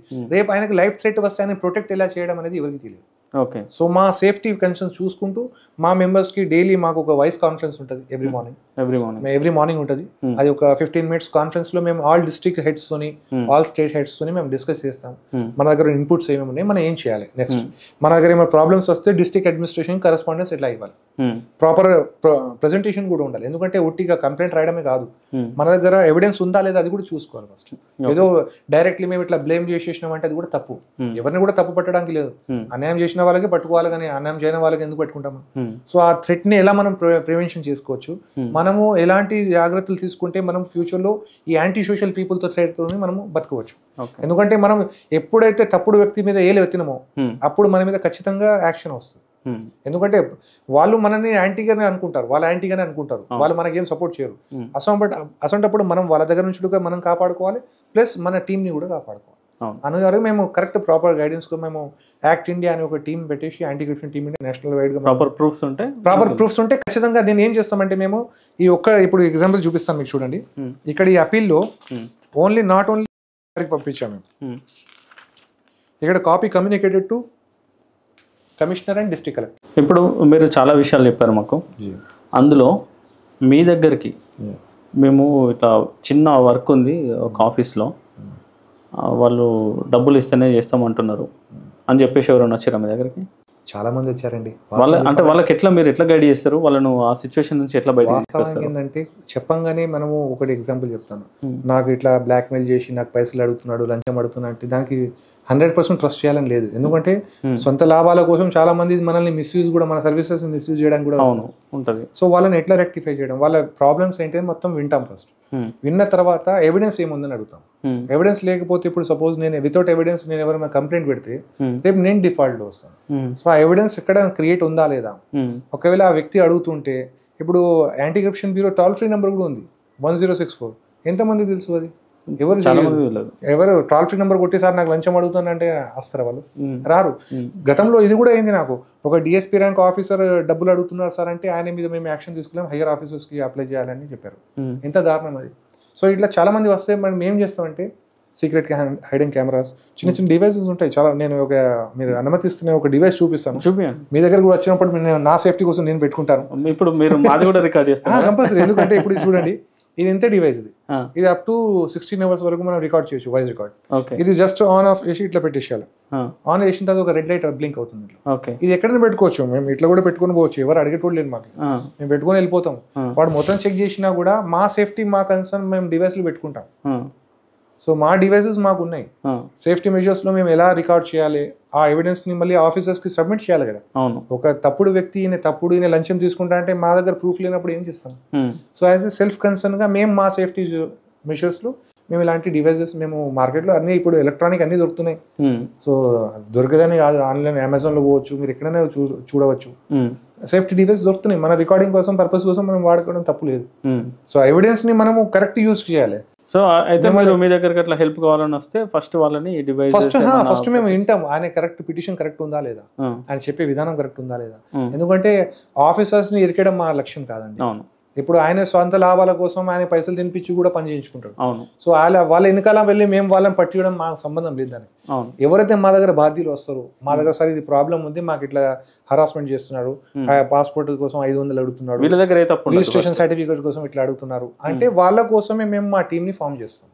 ఇప్పుడు ఎగ్జాంపుల్ గా ఒక చిన్న ఉదాహరణ చెప్తాను మీకు. కరప్షన్ అనేది ప్రైవేట్ సెక్టర్ లో కూడా ఉంది, గవర్నమెంట్ సెక్టర్ కాదు. ఇప్పుడు ఇంజనీరింగ్ కాలేజెస్ ఉన్నాయి, వాళ్ళు ఏం చేస్తారంటే పిల్లలకి బ్రేకేజ్ ఫీజు అని అది అని పైసలు కలెక్ట్ చేస్తారు. నేను ఇంత గతంలో మీద కూడా చాలా పెద్ద ఫైట్ చేశాను. ఓకే సార్ ఏం చేశారంటే పిల్లల దగ్గరికి వెళ్ళి 3300 రూపీస్ వితౌట్ రిసిప్ట్ ఇవ్వకుండా 3300 తీసుకుంటే అది రికార్డ్ చేసి యూట్యూబ్ లో వేసాను. ఓకే, అది ఇప్పుడు తీసుకున్నారు మా కెమెరాస్ తోనే. కాదు, వాళ్ళు ఎందుకు తీసుకున్నారు డబ్బులు? బ్రేకేజ్ ఫీ అని పిల్లల దగ్గర. దానికి ఆన్సర్ లేదు మళ్ళీ వాళ్ళ దగ్గర. బ్రేకేజ్ ఫీ అంటే అది ఏమో అన్నారు, breakage fee, JNTU breakage fee కట్టాలి పిల్లలని 3300. ఆ వీడియోలో క్లియర్ గా ఉంది, చూడండి మీరు. సో ఆ రికార్డ్ చేసి మేము యూట్యూబ్ లో ఎందుకు చేసాం? పబ్లిక్ అవేర్నెస్ కోసమే. దాని మీద నా మీద SC/ST కేసు చేయించాం. SC/ST కేసు ఎందుకు? నేను వాళ్ళ కాలేజ్ వెళ్ళి పిల్లల్ని బెదిరించి అమ్మాయిల పేరు మీద ఏదో అడిగానని పెట్టాడు నా మీద కేసు. ఎందుకంటే ఆ రోజు నేను కరీంనగర్ ప్రోగ్రామ్ లో ఉన్నా, అది నాకు ఒక బెనిఫిట్ అయింది. ఇందులో SC/ST ఎందుకు వచ్చింది? నాకు ఎరికేయడానికి, ఆ వీడియోలు తీసేయడానికి. నేను వీడియోస్ పెట్టాను కదా, సంబంధం లేదు దానికి. ఈ కేసుని కూడా బాగా మంది చాలా వరకు మిస్యూజ్ చేశారు. SC/ST యాక్ట్ అనేది ఏది కూడా ఉంటే దానికి జెన్యూన్ గా నష్టపోయే వాళ్ళకు లాస్ అవుతుంది దాని వల్ల. టు బి ఫ్రాంక్లీ, వెనకట SC/ST అనగానే కేసు అనగానే భయపడుతుండే, కానీ పోలీస్ డిపార్ట్మెంట్ చాలా రిఫార్మ్ చేసింది. ఇప్పుడు DSP ర్యాంక్ ఆఫీసర్ దాన్ని ఇన్వెస్టిగేషన్ చేయాలి. ఓకే, సో నేను జెన్యూన్ ఉన్న రోజు DSP ర్యాంక్ ఆఫీసర్ అప్పుడు గతంలో రామారావు గారు అని ఉన్నారు. ఆయన ప్రాపర్ గా ఎంక్వైరీ చేసి ఇది ఫాల్స్ కేసు అని కొట్టేశారు. ఒకవేళ ఆయన ఆ కేసు ఇంపాక్ట్ లేకపోతే నేను SC/ST కేసులు తిరగాల్సిందే కదా. ఇట్లా బ్లాక్ మెయిల్ చేసే వాళ్ళు చాలా మంది. అప్పుడు చేసిన తప్పులను నేను తీసుకొచ్చి ప్రభుత్వం పోలీస్ ముంగట పెట్టినా కూడా అప్పుడు ఆయన మీద కేసు కాకుండా నా మీద FIR చేయించారు. మళ్ళీ అక్కడ ఉన్న నాతో తిరిగి పిల్లలు, వాళ్ళ కాలేజ్ నుంచి కూడా చాలా మంది పిల్లలు ఉండే నాకు వాలంటీర్స్, వాళ్ళను హరాస్ చేయొచ్చు. ఆయనది ఏమైనా ఎవిడెన్స్ ఉంటే నాకు ఇవ్వండి. నా మీద ఎవిడెన్స్ ఏముంటుంది వాళ్ళ దగ్గర? నేను గవర్నమెంట్ ఎంప్లాయీ కాదు, నేను ఎవరి దగ్గర పోయి జాబ్లు అడగను, నేను ఎవరి దగ్గర పోయి సెటిల్మెంట్స్ చేయను, నాకు ఇలాంటి పనులు రావు. డైరెక్ట్ ఏదైనా ఉంటే ఇప్పుడు మీరు పిటిషన్ నా దగ్గర వస్తే డైరెక్ట్ ఆఫీసర్ దగ్గర పంపిస్తాను నేను. నా రోల్ ఏముంటుంది ఆడ? ఇప్పుడు ఒక బాధ్యుడు నా దగ్గరకు వస్తే నేను ఆయనకు గవర్నమెంట్ ఆఫీసర్ దగ్గర పంపిస్తా, కానీ నేను న్యాయం చేస్తానని చెప్పలేం కదా. దానికి కోర్టు ఉంది, ప్రభుత్వ యంత్రాంగం ఉంది. ఆ సర్వీసెస్ ని పబ్లిక్ కి గైడెన్స్ లేకపోతే మేము గైడ్ చేస్తున్నాం అంతే. కానీ దానికి వాళ్ళు కరప్షన్ కానీ పెట్టుకొని వాళ్ళు నేను ఇంత ఇస్తేనే అంత చేస్తా అనేసరికి మేము మా టీం ఒకటి ఫామ్ చేసి, anti corruption team India form చేసి మేము హానెస్ట్ గా ఫైట్ చేస్తున్నాం. మా యాంటీ కరప్షన్ టీమ్ ఇండియా మీద ఇప్పటివరకు ఎలాంటి రిమార్క్ లేదు, ఎందుకంటే మేము సెటిల్మెంట్స్ లో పోము.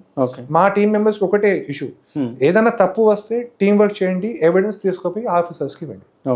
దానికి కోర్టు ఉంది, పోలీస్ డిపార్ట్మెంట్ ఉంది, కన్సర్న్ ఏజెన్సీస్ ఉంది, వాళ్ళకి ఇవ్వండి. కానీ మనం డైరెక్ట్ పోయి మేము యాంటీ కరప్షన్ మనం చేస్తే మేము ఇమీడియట్ తీసేస్తాం మెంబర్. మా టీం మెంబర్లు కూడా అట్లా చేయడానికి లేదు. మా ఐడెంటిటీ కార్డు నుంచి మేము team India anti corruption team India members మేము ఫలానా అని చెప్పడానికి లేదు. వాడు అలాంటి చేస్తే వాళ్ళ మీద కూడా కఠిన చర్యలు మేము తీసుకుంటాం. 100%. ఇప్పుడు నేను ఒకవేళ తప్పు చేస్తే నా మీద యాక్షన్ తీసుకోవడానికి మా మెంబర్స్ అందరికీ రైట్స్ ఉన్నాయి, ఈక్వల్ మెంబర్స్. మా దాంట్లో ప్రెసిడెంట్లు, సెక్రటరీ లేదు, అందరం పనిచేయాలి. మా మెంబర్స్ పనిచేస్తే నేను కూడా పనిచేయాలి అక్కడ. సో ఈ టీంని మేము ఎక్స్పాండ్ ఎందుకు చేస్తున్నాం? పబ్లిక్ వెల్ఫేర్ కోసం చేస్తున్నాం. ఇప్పుడు అందరు ఆఫీసర్స్ కరప్ట్ అని నేను చెప్పానండి. హానెస్ట్ ఆఫీసర్స్ కూడా ఉన్నారు, సపోర్ట్ చేసే వాళ్ళు కూడా ఉన్నారు. వాళ్ళతో నేను పని చేసి చూశాను కదా కమ్యూనిటీ వర్క్స్ లో. అసలుకి వాస్తవానికి యాజ్ ఏ నార్మల్ సిటిజన్ గా, యాజ్ ఏ ఎన్జిఓగా, ఎన్జిఓస్ ఎన్ని లేవండి రిజిస్టర్డ్, చాలా ఉన్నాయి కానీ వాళ్ళు పబ్లిక్ సర్వీస్ లో రారు. ఆఫీసర్ లో ఉన్న ర్యాపోని వాళ్ళు తెలుసుకోలేరు. ఆ ర్యాపోని తీసుకుపోయి కమ్యూనిటీ సర్వీస్ లో పెడతాం. గతంలో మాజీ పోలీస్ కమిషనర్ గారు కమలాసన్ రెడ్డి సార్ మా ఏ ప్రోగ్రామ్ అయినా కూడా, సార్ ఇట్లా మేము ప్రోగ్రామ్ చేస్తున్నాం సార్ పబ్లిక్ వెల్ఫేర్ అంటే ఖచ్చితంగా ఆయన రోడ్డు మీదకి వచ్చేది, ఆయన వచ్చి మాకు సపోర్ట్ చేసేది. అలాంటి ఆఫీసర్స్ ఎంతమంది లేరండి. మీతో పాటు ట్రాఫిక్ కి సంబంధించి చాలా చేశారు ఆయన. ట్రాఫిక్ చేశారు, హరితహారం చేశారు. పోలీస్ డిపార్ట్మెంట్ కి హరితహారంకి ఏం సంబంధం అండి? అవును, అయినా మాకు హరితహారంకి సపోర్ట్ చేశారు ఆయన. ఓకే. సో ఇలాంటి ఆఫీసర్స్ ఉంటే not only Kamalasan Reddy sir, గతంలో చాలా మంది ఆఫీసర్స్ వచ్చారు, హెల్ప్ చేశారు. జోయల్ డేవిస్ సార్ చేశారు, విక్రమ్జిత్ దుగ్గల్ సార్ చేశారు, మన సంగ్రామ్ పాటిల్ గారు చేశారు, సర్ఫరాజ్ అహ్మద్ సార్ చేశారు. ఇలా చాలా పేర్లునే మనం చెప్పుకోవచ్చు. ఇలా వాళ్ళతో మేము పని చేశాము. నారాయణ రెడ్డి సార్ అని కలెక్టర్ నిజామాబాద్ గారు చేశారు. ఇలా చాలా మంది, తరుణ్ జోషి గారు చేశారు. సో వీళ్ళు పబ్లిక్ సర్వీస్ ఓరియంటెడ్, వీళ్ళు పబ్లిక్ సర్వీస్ కి హెల్ప్ చేసేవారు. మాజీ డీజీపీ గారు ప్రసాద్ రావు సార్ అయితే కరీంనగర్కి వచ్చారు నన్ను పిలిచి. ఎందుకు వచ్చారు? We are doing for one good cause. మేము రోడ్ సేఫ్టీ మీద చేస్తే స్లో ట్యాగ్ అనేది లాంచ్ చేయడానికి వచ్చారు. చాలా మంది ఆఫీసర్స్ ఇట్లా ఫాస్ట్ ట్యాగ్, స్లో ట్యాగ్. ఇప్పుడు గతంలోనే రీసెంట్లీ ఆటో స్టిక్కర్స్ మీద సందీప్ శాండిలే సార్ కరీంనగర్ మా గురించి వచ్చారు రిలీజ్ చేయడానికి. సో ఇంత మంచి ఆఫీసర్స్ ఉన్నప్పుడు పబ్లిక్ కి ఈ పొలిటికల్ ఎన్నికల పోయి వాళ్ళ విజన్ ని ఖరాబ్ చేసుకో బదులు ఆఫీసర్స్ తిరిగితే వాళ్ళ పిల్లలకు కూడా ఐడియా వస్తుంది కదా, వాళ్ళు కూడా ఎంప్లాయ్మెంట్ కోసం, జాబ్స్ కోసం కూడా వాళ్ళ ఎంకరేజ్ కోసం తీసుకోవచ్చు కదా. సో పొలిటిక్స్ వెనకాల తిరిగేసి విజన్ ని డైవర్ట్ చేసే బదులు యూత్ కూడా కొంచెం అఫీషియల్ సిస్టమ్ మీద బయటికి వస్తే వాళ్ళు కూడా ఐడియా వస్తుంది. మనం ఎప్పుడు కూడా మనము యాంటీ కరప్షన్ అంటే కరప్షన్ ఎండ్ కావాలంటే ఒకటే అండి నా దృష్టిలో, ఇవ్వడం తీసుకోవడం బంద్ కావాలి. రెండోది ఈ యొక్క ఏజెన్సీ ఎలా అయితే ఉంది యాంటీ కరప్షన్ ఏజెన్సీ, అది ఫ్రీ బాడీ ఉండాలి, జస్ట్ లైక్ జ్యుడిషియరీ. ఇప్పుడు యాంటీ కరప్షన్ డిపార్ట్మెంట్ లో, యాంటీ కరప్షన్ బ్యూరోలు ఎవరు వస్తున్నారు? Police department officials anti corruption బ్యూరోలో వస్తున్నారు. ఎందుకు అది రావకూడదు కదా? Lokayukta independent body, judiciary independent body. అలానే anti corruption team, anti corruption కూడా ఒకటి ఇండిపెండెంట్ బాడీ అవుతే జనాలకు ఒక నమ్మకం వస్తుంది డైరెక్ట్ గా. ఇప్పుడు చూడండి, మెజారిటీ ఆఫ్ కరప్షన్స్ అనేది స్టార్ట్ అయ్యేది సెటిల్మెంట్స్ దగ్గరనే అవుతుంది, మీడియేటర్ వల్లనే అవుతుంది. మీరు ఎనీ గవర్నమెంట్ ఏజెన్సీలు వెళ్ళండి, మీడియేటర్ వల్ల. ద మోస్ట్ కరప్టెడ్ డిపార్ట్మెంట్ నా దృష్టిలో రెవెన్యూ అండి. Revenue department is most corrupted department. అలా అని మనము అన్ని డిపార్ట్మెంట్ పక్కన పెట్టరాదు. ఎవరికి అవసరం ఉందో అలా దోచుకుంటున్నారు. అది దోచుకోవద్దు అంటే ఏం చేయాలి? జనాలకు ఆ చైతన్యం రావాలి. ఇప్పుడు నేను టోల్ ఫ్రీ నెంబర్ 1064 అని చెప్పాను. ఎంతమంది తెలుసు? అది చాలా మంది తెలియదు. ఎందుకు తెలియదు? వాళ్ళకి అవసరం లేదు. వాళ్ళకి అవసరం వచ్చినప్పుడు నెంబర్ తెలియదు వాళ్ళకు. పని కాదు, బేసిక్ ఏంటంటే నా ఫైల్ ఆగిపోతుంది, నాకు ఎందుకు తలనొప్పి, నేను తిరగాలి అని చెప్పేసి వదిలేస్తారు. ఇక్కడ ఒక అపోహ ఉంది పబ్లిక్ లో, నేను 1064కి ఫోన్ చేస్తే పని కాదు అని అనుకుంటారు, కానీ అది 100% రాంగ్. మన యాంటీ కరప్షన్ బ్యూరోలో కూడా మనం అప్రోచ్ అవుతే ఖచ్చితంగా ఆ వ్యక్తి యొక్క డాటాని సేవ్ చేసి ఆయన జరిగే ప్రాబ్లమ్స్ ఏమైనా రెక్టిఫై చేసి ఇమీడియట్లీ, చాలా మంది మనం ఇప్పుడు న్యూస్ పేపర్లో కూడా చూడవచ్చు, వాళ్ళు యాక్షన్ తీసుకుంటున్నారు. కానీ యాక్షన్ ఎప్పుడు అసలు మీరు చెప్పినట్టే, ఎప్పుడైతే మనకు అవసరం ఉందో అక్కడ పోతుంది తెలుస్తుంది, తర్వాత వాళ్ళకి ఏం సంబంధం లేదు, ఏం లేదు. ఇప్పుడు చాలా ఇష్యూస్ ఉన్నాయి మనం డిస్కస్ చేయడానికి యాంటీ కరప్షన్ మీద, కానీ ఇది ఎండ్ ఎట్లా కావాలనేది ఒకటే ఆన్సర్ దానికి. యాంటీ కరప్షన్ బ్యూరో అనేది సెపరేట్ బాడీ కావాలి, జ్యుడిషియరీ లెక్క. అప్పుడే మనం ఈ కరప్షన్ మీద స్ట్రాంగ్ ఫైట్ చేయొచ్చు. ఎందుకంటే మీరు చూడండి, కరప్షన్ లో సస్పెండ్ అయిన ఆఫీసర్స్ మళ్ళీ జాబ్ చేస్తున్నారు. సస్పెండ్ రిమూవ్ చేయాలి అసలు యాక్చువల్ వాళ్ళకి. రిమూవ్ చేసి ఆయనకి వచ్చే బెనిఫిట్స్ అన్ని కట్ ఆఫ్ చేసిస్తే ఆటోమేటిక్ నెక్స్ట్ ఆయన తీసుకోడు కదా. ప్రతిరోజు పేపర్లో మనం చూస్తున్నాం కరప్షన్ తీసుకుంటున్నారని, మళ్ళీ నెక్స్ట్ రోజు పేపర్లో మళ్ళీ వస్తుంది ఆయన కరప్షన్ తీసుకున్నారు, ఎంఆర్ఓ తీసుకున్నారు, తహసీల్దార్ తీసుకున్నారు, ఇన్స్పెక్టర్ తీసుకున్నారు. మళ్ళీ వాళ్ళకి భయం వస్తలేదా? లేకపోతే రెస్పెక్ట్ లేదా ఏజెన్సీస్ మీద? వాళ్ళకి భయం రావాలంటే ఈ జ్యుడిషియరీ లెక్క యాంటీ కరప్షన్ బ్యూరో కూడా సపరేట్గా కంప్లీట్ ఒక ఏజెన్సీ కావాలి. ఏ ఏజెన్సీనైనా కొనేస్తున్నారు కదా, అంతకొరకు బాడీ కంప్లీట్ సెపరేట్ కావాలి. ఇప్పుడు జ్యుడిషియరీ ఉంది, దాంట్లో కరప్షన్ లేదా? అక్కడ కూడా ఉంది, కరప్షన్ ఉంది. కానీ మనం అంతటా మనం నెగిటివ్ని చూడకుండా పాజిటివ్ని కూడా చూడాలి. దాంట్లో హానెస్ట్ కూడా చాలా మంది ఉన్నారు. హానెస్ట్ ఉన్న వాళ్ళు చాలా మంది ఉన్నారు కాబట్టి ఇంకా మన దేశం మిగిలి ఉంది అంటే దాని వల్లనే చెప్పాలంటే దేశం మిగిలి ఉంది ఇంకా. సో మనం ఈ జ్యుడిషియరీ లెక్కనే మనము యాంటీ కరప్షన్ బ్యూరోని కూడా ఒక సెపరేట్ బాడీ చేస్తే గవర్నమెంట్ ఆఫ్ ఇండియా దీని మీద థింక్ చేయాలి.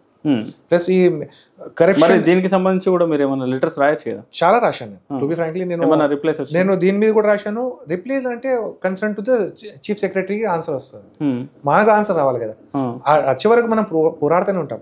ఇప్పుడు జ్యుడిషియరీ లెక్కనే ట్రాన్స్పోర్ట్ అకాడమీని కూడా చేయాలి. ఇవన్నీ వింగ్స్ ఉన్నాయి. ఇవి ఓవర్లుక్ అవుతున్నాయి. పాపులేషన్ పెరిగినా కొద్దీ ఇష్యూస్ పెరుగుతాయి. ఇష్యూస్ పెరిగినా కొద్దీ మనకు దానికి రెమెడీ ఫైండ్ అవుట్ కాకపోతే, ఇప్పుడు మీరు జ్యుడిషియరీలో వెళ్ళండి, డివైడ్ అండ్ రూల్ ఇప్పుడు నేను ఒకటి గొప్పగా చెప్పుకోవచ్చు, మన తెలంగాణ స్టేట్ గురించి గొప్పగా చెప్పుకోవచ్చు. మన మాజీ ముఖ్యమంత్రి గారు కేసీఆర్ గారు ఒక మంచి పని చేశారు.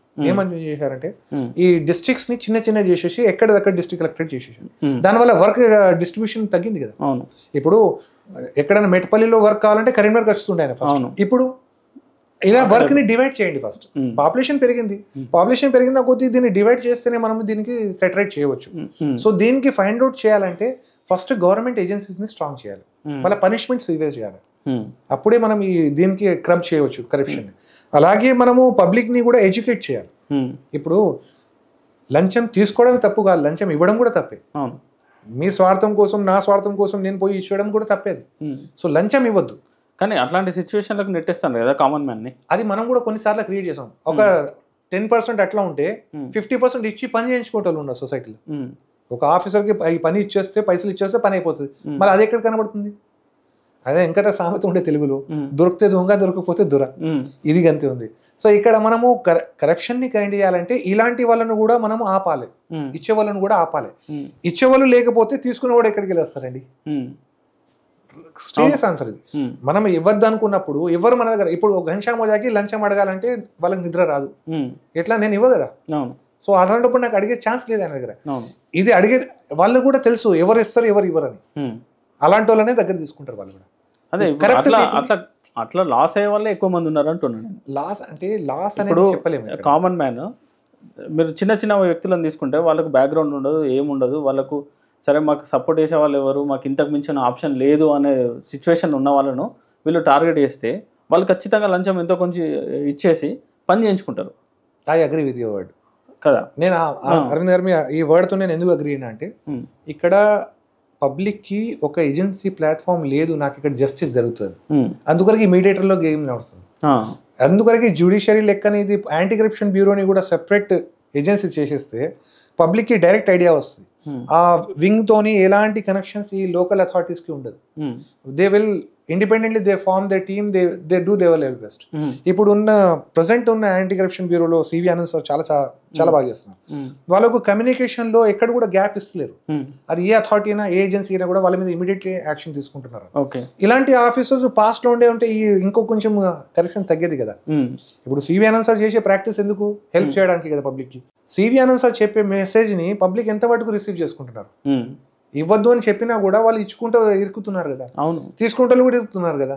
సో అలాంటప్పుడు పబ్లిక్ కూడా కొంచెం ఎన్లైటన్ కావాలి, వాళ్ళు కూడా కొంచెం ఐడియాస్ రావాలి వాళ్ళకు. ఎక్కడ పోతే మనకు ఇమీడియట్లీ రిలీఫ్ దొరుకుతుంది, ఇప్పుడు సొల్యూషన్ దొరుకుతుంది. ఒక ఎగ్జాంపుల్ చెప్తాను, యాక్సిడెంట్ అవ్వగానే ఎక్కడ పోతామంటే ఏం చెప్తాం? హాస్పిటల్కి పోతాం.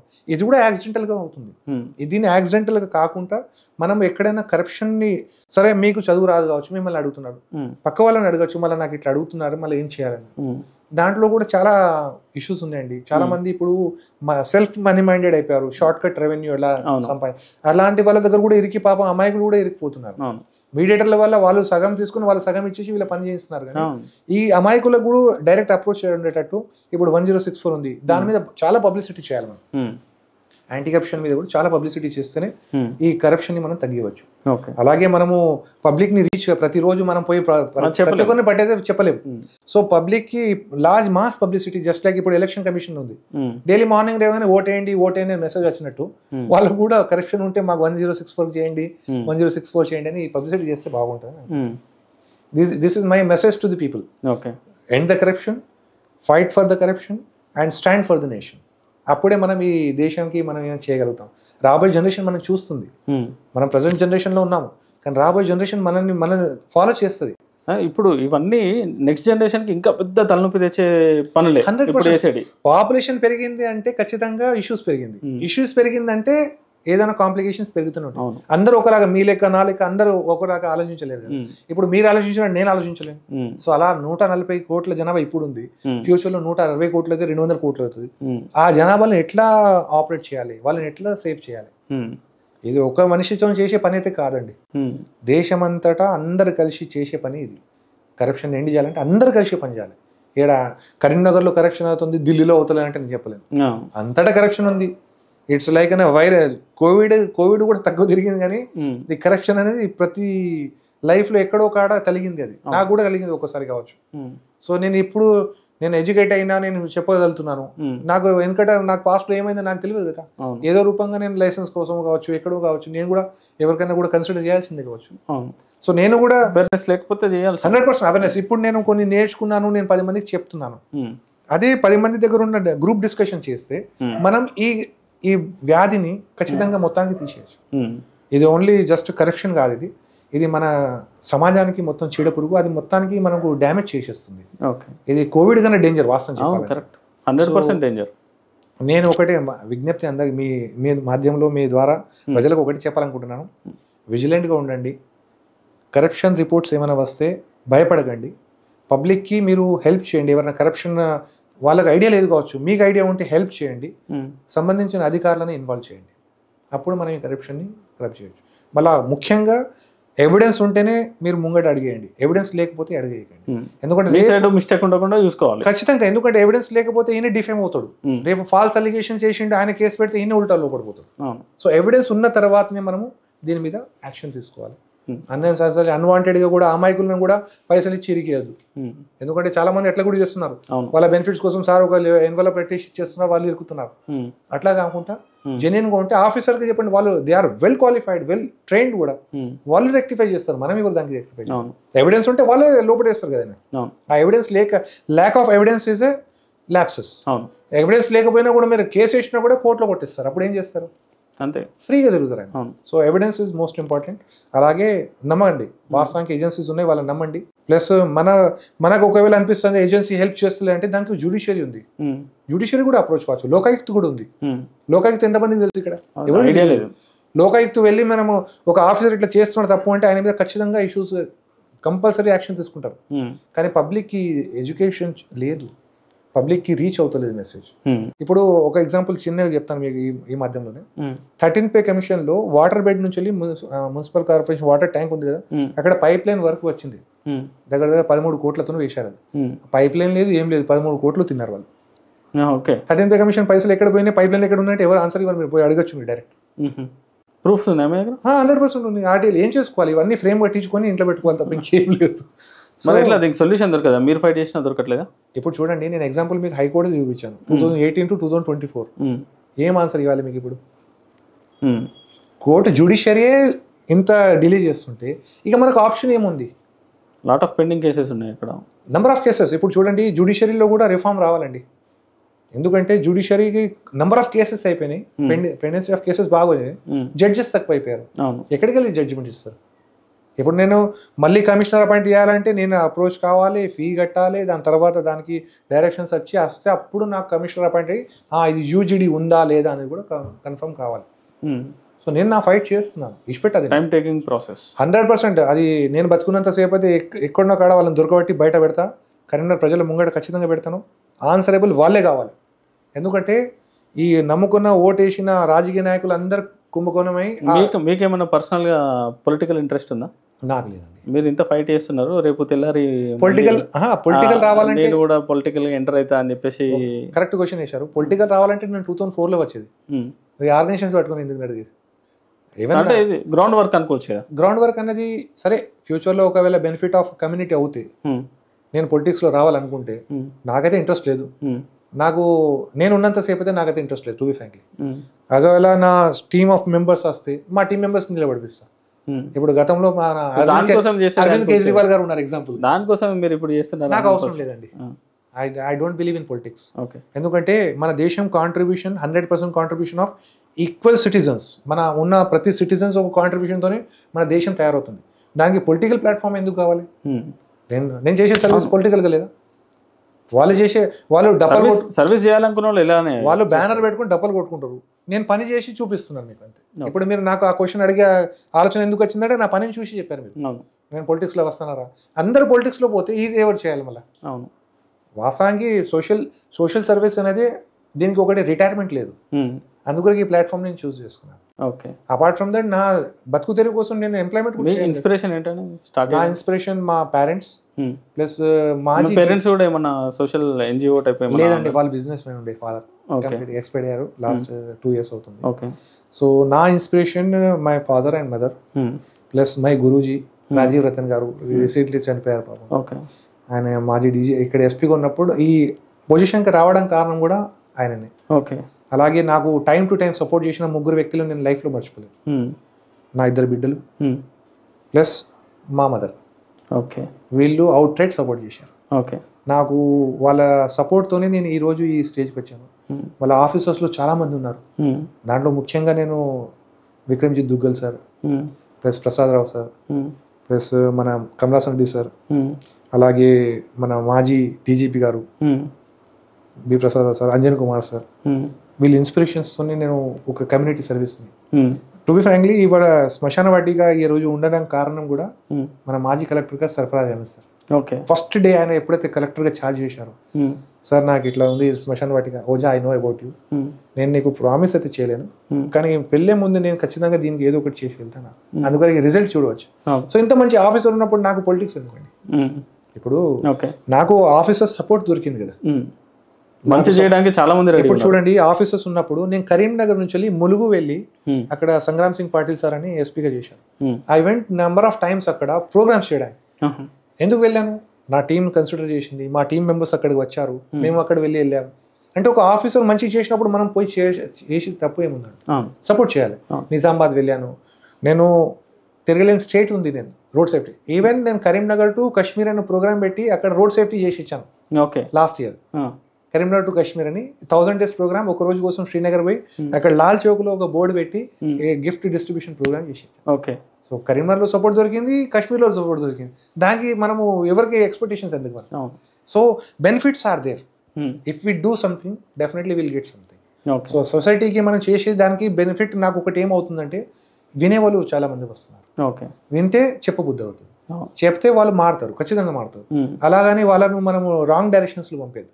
ఇప్పుడు వాళ్ళకు నా టీంలో పిలిపించుకొని పర్సనల్ వర్క్ చేయించే బదులు సొసైటీ వర్క్. అందువరకు మేము ఏ ప్రోగ్రామ్ చేసినా మీరు గమనించవచ్చు, ఆన్ రికార్డ్ మా ఫేస్బుక్లో కూడా మీరు చూడొచ్చు.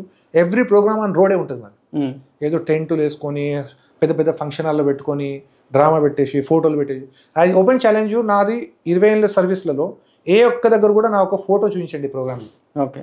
మా మెంబర్లో కానీ మాది ఎక్కడ ఫోటో ఉండదు. ఎందుకు ఉండదు? కారణం ఏంటంటే అది వస్తే పొలిటిక్స్ వస్తుంది. నేను ప్రెసిడెంట్, నువ్వు సెక్రటరీ, నువ్వు ట్రెజరర్, ఇవన్నీ రావద్దు అని ఆ సిస్టమ్ తీసేసాను. ఓకే.